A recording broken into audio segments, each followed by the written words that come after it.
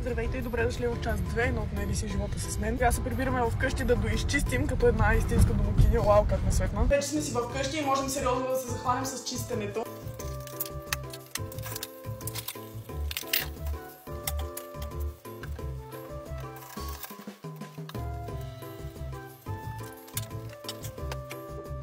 И ето така. И има мигла на пода, разбира се.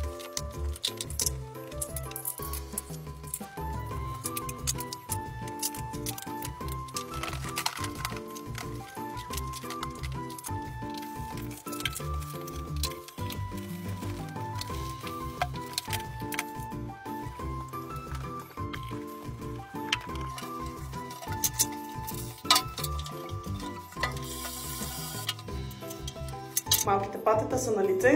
Даже не ме питайте къде точно си захванах телефона. Така си чистя пяното за хората, които не знаят.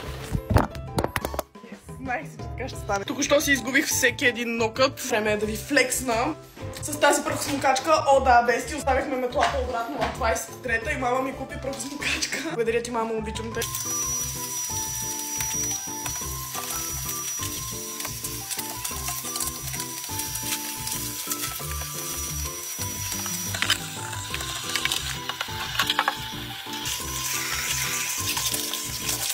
Сега, дами и господа, време да разпаковаме всичко това. Това ще ми отнеме страшно много време и пак няма да ми стигне видеото. Това ще ги разгледам и ще ви покажа най-яките неща. Коледно комплектче, такова комплектче. Сладко!